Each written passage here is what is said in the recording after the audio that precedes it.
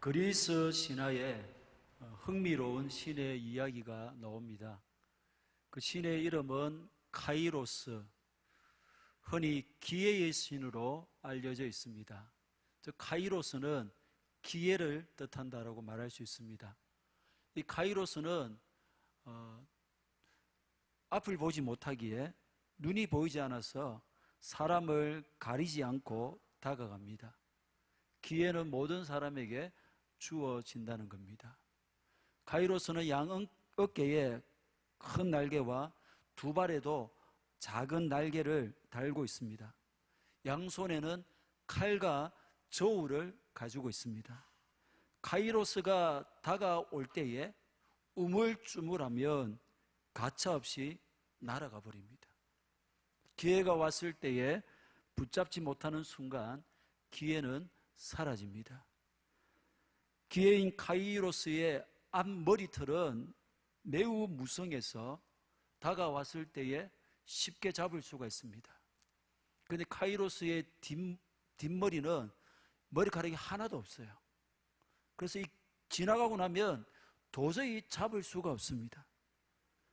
양손의 저울과 칼은 카이로스 기회가 다가왔을 때에 저울로 냉철히 잡을 것인지 말 것인지를 분별한 후에 칼같이 결단을 내려야 한다는 겁니다.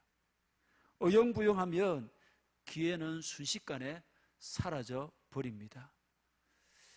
이 그리스 신화의 기회에 대한 설명에 모두가 공감을 할 것입니다. 그렇다면 우리는 지금까지 우리에게 다가온 수많은 기회를 놓쳐버렸다라고 할 수가 있습니다. 우리에게 다가온 기회를 붙잡았을 때에 우리는 변화를 경험하게 됩니다. 우리 삶에 별다른 변화나 성장이 없다는 것은 그만큼 다가온 기회를 붙들지 못하고 놓쳐버렸다는 의미가 되는 것입니다. 신앙의 세계에서도 때는 늘 강조됩니다. 하나님의 구원 역사는 철저하게 때를 따라서 진행되어졌습니다. 구속사의 완성자 되시는 예수님의 이 땅에 오심도 때를 따라 이루어졌습니다. 갈라디아서 4장 4절에서 7절입니다. 시작. 하나님이 그 아들을 보내사 여자에게서 나게 하시고 율법 아래에 나게 하신 것은 율법 아래에 있는 자들을 속량하시고 우리로 아들의 명분을 얻게 하려 하심이라. 너희가 아들이므로 하나님이 그 아들의 영을 우리 마음 가운데 보내사 아빠 아버지라 부르게 하셨느니라. 그러므로 내가 이후로는 종이 아니요 아들이니 아들이면 하나님으로 말미암아 유업을 받을 자니라. 아멘. 이 땅에 오신 예수님은 철저하게 아버지께서 정하신 때를 따라 사셨습니다. 공생애를 시작하심도 또 공생애를 사시면서도 십자가에 못 박힐 때를 바라보시면서 그 때를 향해 점점 나아가셨습니다. 요한복음 8장 20절 이 말씀은 성전에서 가르치실 때에 헌금 앞에서 하셨으나 잡는 사람이 없었으니 이는 그의 때가 아직 이르지 아니하였음이러라. 요한복음 7장 6절입니다. 시작. 예수께서 이르시되 내 때는 아직 이르지 아니하였거니와 너희 때는 늘 준비되어 있느니라. 예수님은 철저하게 때를 따라 사셨는데 이런 때는 다른 말로 하면 기회일 수 있습니다. 때를 따랐다는 것은 기회를 놓치지 않는 삶을 살았다는 겁니다. 우리 예수님은 아버지의 정하신 때를 따라서 한치의 오차도 없이 아버지의 뜻에 온전히 순종하심으로 그에게 다가온 모든 기회를 다 붙드셨습니다. 그렇다면 사랑하는 여러분, 우리는 얼마나 때를 따르는 삶을 살고 있습니까? 기회가 왔을 때에 그 기회를 붙드는 삶을 살고 있습니까? 아니면 아쉽게도 그냥 흘러보내지는 않습니까? 흔히 지금이야말로 은혜 받을 만한 때요, 구원의 날이라고 합니다. 고린도후서 6장 2절입니다. 시작. 이르시되 내가 은혜 베풀 때에 너에게 듣고 구원의 날에 너를 도왔다 하셨으니 보라 지금은 은혜 받을 만한 때요 보라 지금은 구원의 날이로다. 할렐루야. 우리는 이 말씀을 확실히 믿습니다. 우리는 여전히 코로나19 아래 살고 있습니다. 한때 코로나가 너무나 위험하다고 인식될 때에 신앙생활에 많은 제약이 가해졌습니다. 현장 예배를 금하기도 했고 이후에 현장 예배를 드리게 되었으나 찬송이나 통성기도를 하지 못하도록 했습니다. 구역이나 기관 모임도 2년이나 멈춰졌고 금요 기도에도 적지 않은 시간이나 멈추어졌습니다. 자연스럽게 전도나 양육 모임도 주춤할 수밖에 없었습니다. 한 번도 경험해 본 적이 없는 생각조차 못한 일들이 우리의 일상에서 실제적으로 일어났습니다. 다행히 이제 모든 것을 정상적으로 할 수 있게 되었지만 현실적으로는 정상으로 돌아가는 것이 말처럼 쉽지 않아 보입니다. 금요 기도회만 보더라도 참석자들의 수가 그렇게 많지 않습니다. 오랫동안 금요일 그 시간에 자유를 누리다가 이제 금요 기도회가 생겼는데 그것을 있음을 알고도 막상 시간을 내고 피곤한 육신을 이끌고 기도회에 참석하는 것이 쉽지만 않아 보입니다. 그럼에도 불구하고 시간이 있고 금요 기도회가 있다는 사실을 안다면 참석해야 되는 거예요. 직분자라면, 더더욱 중직자라면 그거 하라고 직분 준 거예요. 그 일하라고, 그렇게 참석하라고 직분 준 겁니다.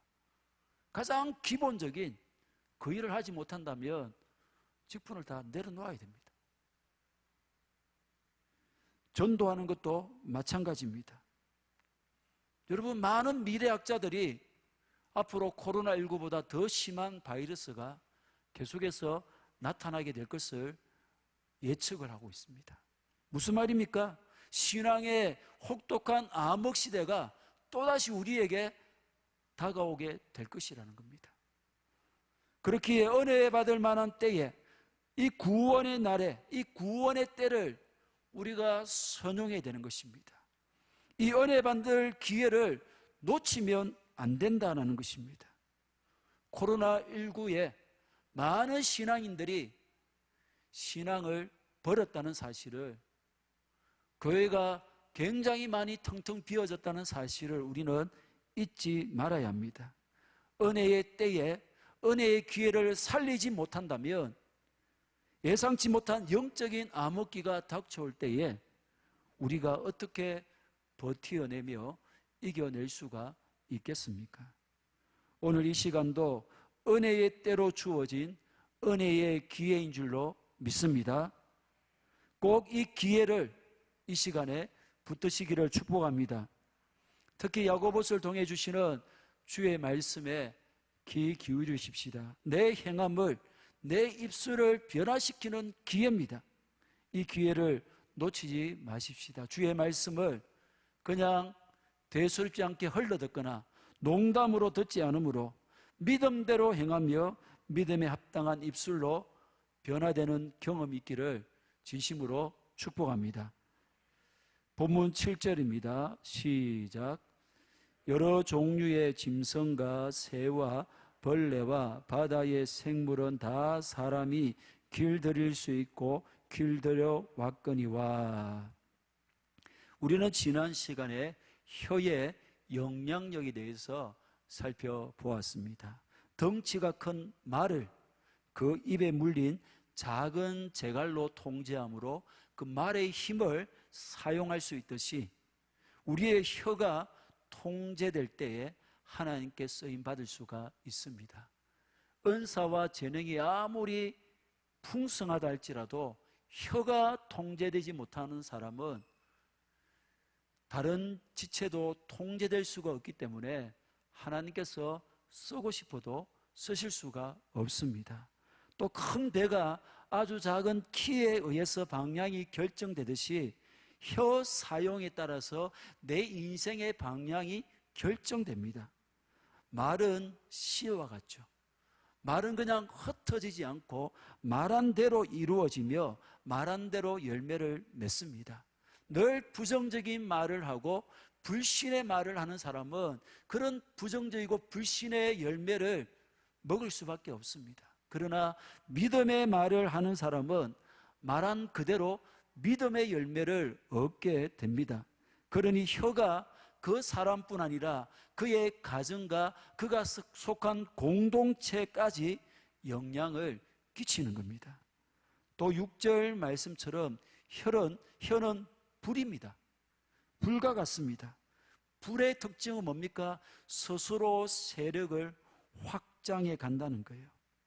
물은 다른 곳에서 물이 흘러와야만이, 즉 다른 곳에서 물이 흘러와서 더해지지 않으면 스스로 홍수를 일으킬 수 없습니다.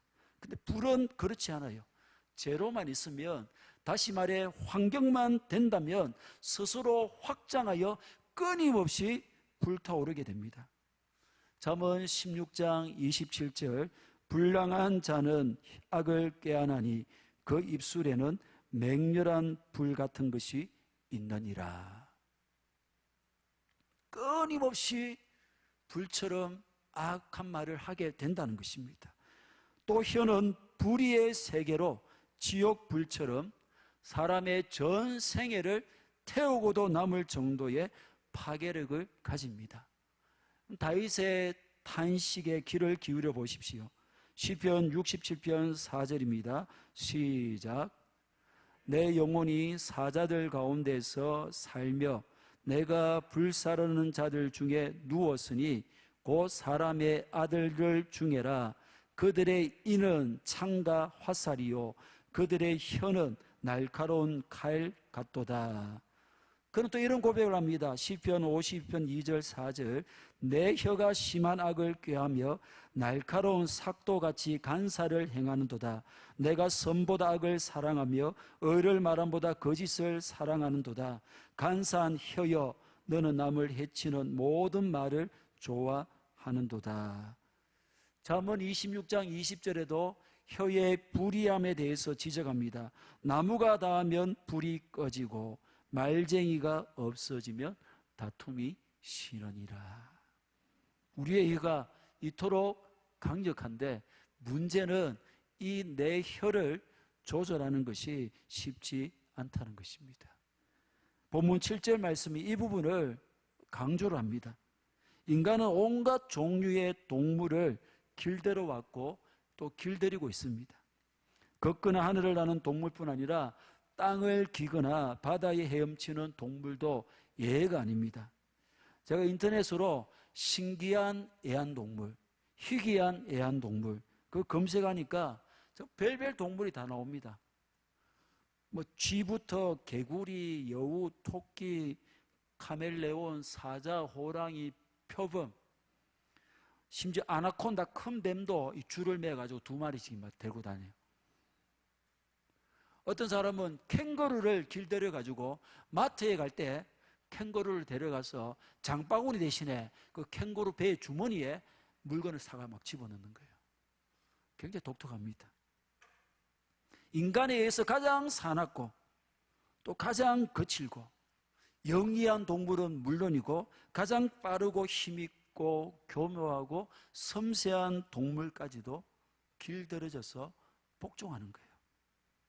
인류 최초의 사람인 아담은 모든 동물의 이름을 지어주었고 모든 동물을 다스렸습니다. 노아 홍수 이후에 물이 빠진 후에 하나님께서 노아와 노아의 아들들에게 땅의 모든 짐승과 공중의 모든 짐승과 기는 모든 것과 바다의 모든 물고기가 너희를 두려워하며 무서워할 것이다 말씀하셨습니다. 사람이 온갖 동물을 길들이는 것은 어쩌면 당연한 현상입니다. 그런데 8절입니다. 시작. 혀는 능히 길들일 사람이 없나니 쉬지 아니하는 악이요 죽이는 독이 가득한 것이라. 모든 짐승들을 정복하고 길들인 인간이 정작 자신의 힘으로 자기의 이 조그만 혀를 길들일 사람이 없다라는 거예요. 죄로 오염된 인간의 마음이 외부로 투사되는, 외부로 나오는 통로인 혀는 하나님의 은혜와 도움이 없이는 어떤 사람도 길들이는 것은 불가능하다라는 겁니다. 최초의 인류인 아담과 하와가 하나님이 금하신 선과 악을 알게 하는 나무의 열매를 따먹은 후에 제일 먼저 무엇으로 죄를 범한 줄 압니까? 혀입니다. 혀로 하나님을 비방하고 서로를 향해서 비방을 하죠. 아담은 자신이 범죄한 것이 하나님 때문이다, 하나님이 만들어서 내게 주신 저 하와 때문이다, 그렇게 탓을 하고 핑계를 댑니다. 하와는 뱀 핑계를 댑니다. 이렇듯 타락하자마자 혀는 죄의 도구로 거침없이 사용되었습니다. 창세기 11장에 인간들이 바벨탑을 쌓습니다. 하나님은 물심판 속에서도 노아와 노아의 아들들의, 노아의 가족을 구원하셨습니다. 홍수가 끝난 이후에 하나님은 노아와 그 아들들에게 아담, 하와에게 하신 명령과 동일한 명령을 주십니다. 창세기 9장 1절입니다. 시작. 하나님이 노아와 그 아들들에게 복을 주시며 그들에게 이르시되 생육하고 번성하여 땅에 충만하라. 아멘. 또 7절입니다. 너희는 생육하고 번성하며 땅에 가득하여 그 중에서 번성하라 하셨더라. 그런데 사람들은 하나님의 이 명령을 거부한 채 바벨탑을 쌓기를 시작합니다. 창세기 11장 4절 시작.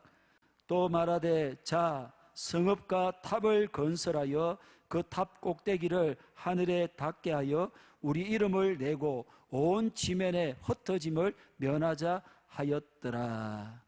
그 시대의 사람들은 번성하여 땅에 충만하라, 이 하나님의 명령에 정면 도전을 하죠. 하늘에 닿을 거대한 성과 탑을 쌓아서 그 바벨탑을 중심으로 흩어지지 말고 뭉치자라는 거예요. 그래서 하나님의 이름이 아니라 자신들의 이름을 내자는 것입니다. 결국 하나님께서 언어를, 바벨이라는 말을 혀라는 말, 언어를 혼잡케 합니다. 어떻게 보면은 혀를 심판하셔요. 이게 얼마나 강력한 심판인지, 이 혀가 심판을 받자 언어가 달라지자 마음이 갈라지기 시작합니다.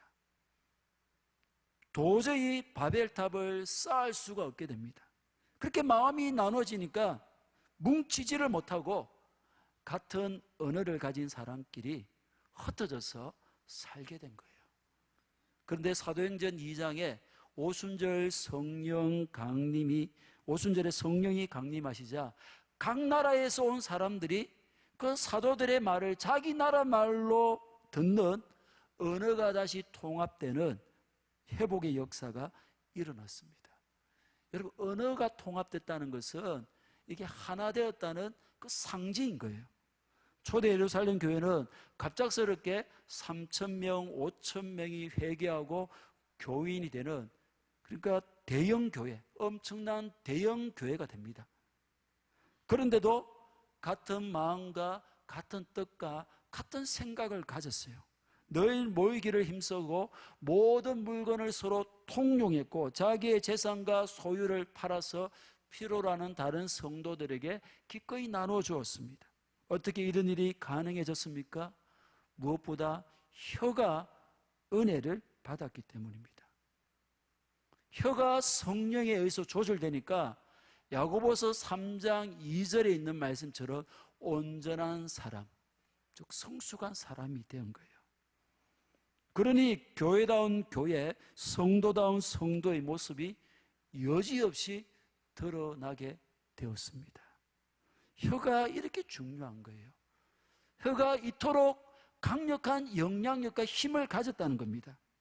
이 혀가 성령님의 다스림을 받지 못하면, 성령이 주시는 그 은혜의 무게에, 그 하나님의 영광의 무게에 이 혀가 눌리지 못하면, 그래서 자유롭게 혀를 놀리기 시작하면 8절 말씀처럼 쉬지 아니하는 악이고 죽이는 독이 가득한 독 그 자체가 되는 거예요.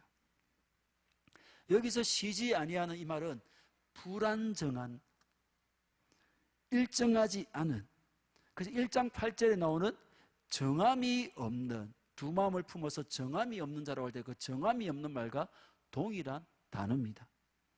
그러니까 우리의 혀가 언제나 악을 내뱉을 수 있는 불안정한 존재라는, 언제든 악을 쏟아낼 가능성이 있는 시한폭탄 같은 그런 혀라라는 것입니다.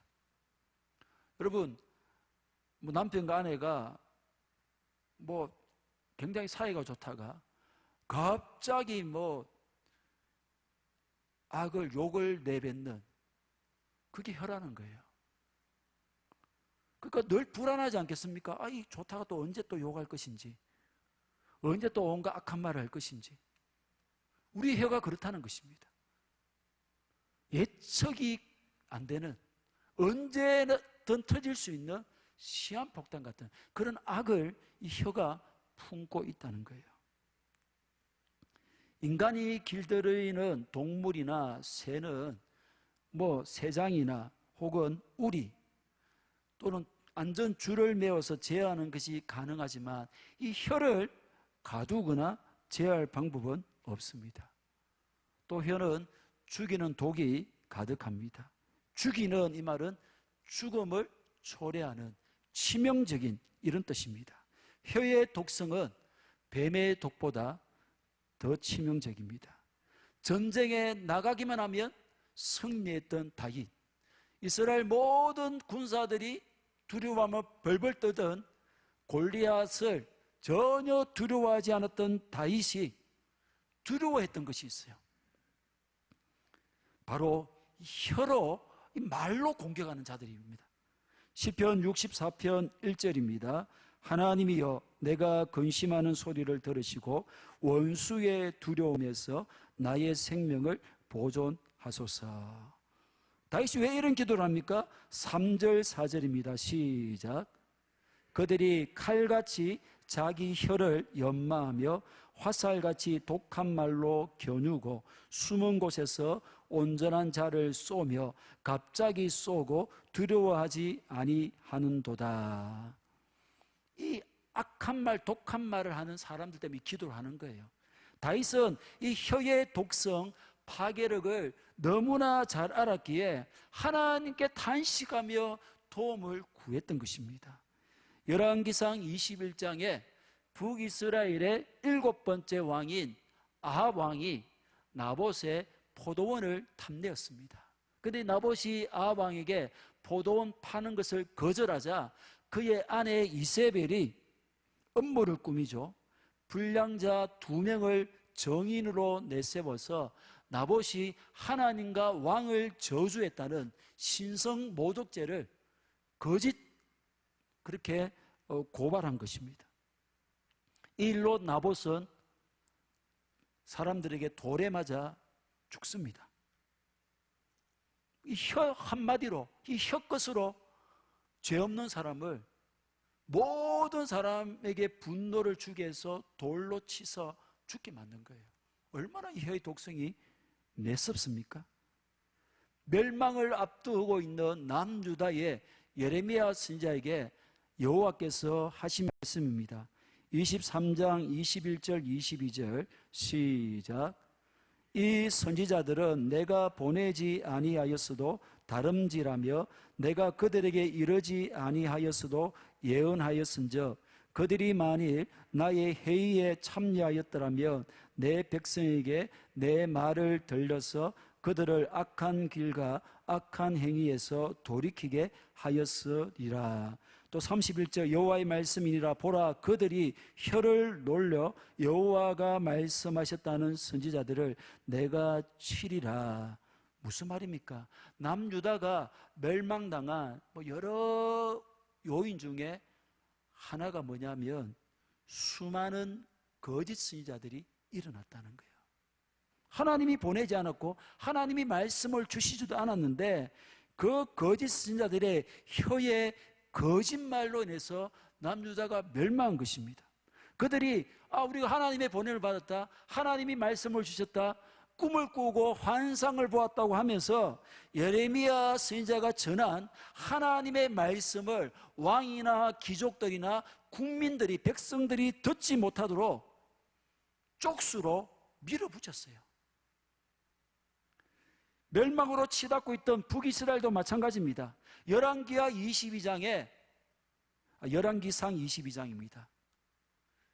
북이스라엘 아합 왕과 남유다의 여호사밧이 사돈이 되죠. 그래서 어느 날은 이 두 나라가 힘을 모아서 그 북이스라엘 위에 있는 아람, 시리아의 길랏 라못을 공격하라고 합니다. 이 신앙이 좋은 여호사밧이 그래도 하나님의 음성을 들어보자. 그러자 아합이 무려 400명의 선지자를 몰아왔는데 전부 다 거짓 선지자들이에요. 이들이 하나같이 나가기만 하면 왕이 이길 것입니다. 그래서 이 아합이 그러자 이 여호사밧이 너무 이상해 보여요. 혹시 다른 선지자 없냐? 그렇게 하니까 늘 반대편에 홀로 섰던 그 미가야 선지자를 아합이 마지못해 소개를 합니다. 그래서 미가야 선지자가 말하기를 자기가 보니까 하늘 보좌에서 하나님이 누가 아합을 깨어 길랏 라못으로 올라가서 죽게 할꼬. 그래서 하나님 말씀하시니까 그때 하나님 옆에 있는 한 영이 자기가 거짓말하는 영이 되어 모든 선지자 입에 거짓말을 하도록 하겠다. 그렇게 말했다고 이야기를 합니다. 결국 아합 왕이 그 전쟁에서 죽습니다. 사랑하는 여러분, 시대가 악할수록 쉬지 아니하는 악이며 죽이는 독이 가득한 이 혀가 더없이 설칩니다. 신천지 이만희의 거짓된 혀로 인해 얼마나 많은 사람들이 미혹을 당하고 죽음의 길을 걸어가고 있습니까? 지난주 중에 서면에 잠시 나갔는데 한 20여 명의 남녀 청년들이 피켓을 들고 지나가는 사람들에게 저기 가서 게임 한번 하라고 막 그렇게 보는데 신천지예요. 그 제가 충격받은 것은 그렇게 한번 게임 해보라고 하는 그 청년들의 그 얼굴에 웃음이, 기쁨이 가득하고 그 얼굴이 너무 행복해 보여요. 너무 큰 확신이 있어 보이는 거예요. 도대체 무엇 때문에 저렇게 기뻐하고 저렇게 행복하고 저렇게 확신을 가질 수가 있을까? 굉장히 저는 충격을 받았어요. 우리가 예수님을 저렇게 전해야 되는데 그런 부러움과 함께 한편으로는 지옥 불구덩이로 가는 줄도 모르고 거짓에 미혹되어서 저렇게 하고 있는 그 영혼들이 너무나 불쌍하고 안타까웠습니다. 9절입니다. 시작. 이것으로 우리가 주 아버지를 찬송하고 또 이것으로 하나님의 형상대로 지음받은 사람을 저주하나니. 10절. 한 입에서 찬송과 저주가 나오는도다. 내 형제들아 이것이 마땅하지 아니하니라. 12절까지는 혀의 이중성에 대한 말씀이죠. 혀는 성과 악 둘 다 말하는 이중성을 가집니다. 혀의 가장 아름다운 기능은 무엇보다 하나님을 찬양하는 것입니다. 믿습니까? 이사야 43장 21절 시작. 이 백성은 내가 나를 위하여 지었나니 나를 찬송하게 하려 함이니라. 아멘. 우리 하나님은 찬송받으시기 합당한 분이신 줄로 믿습니다. 그런데 하나님을 찬송하는 이 영광스러운 이 찬송하는 혀가 동시에 하나님의 형상대로 지음받은 형제에게 악한 저주의 말을 한다는 거예요. 이것이 얼마나 큰 모순입니까? 어떻게 한 입에서 찬송도 나오고 저주도 나올 수 있습니까? 하나님을 찬양한 입으로 하나님의 형상대로 지음받은 사람을 저주하는 것은 그 사람을 창조하신 하나님을 저주하는 것과 다를 바가 없는 죄입니다.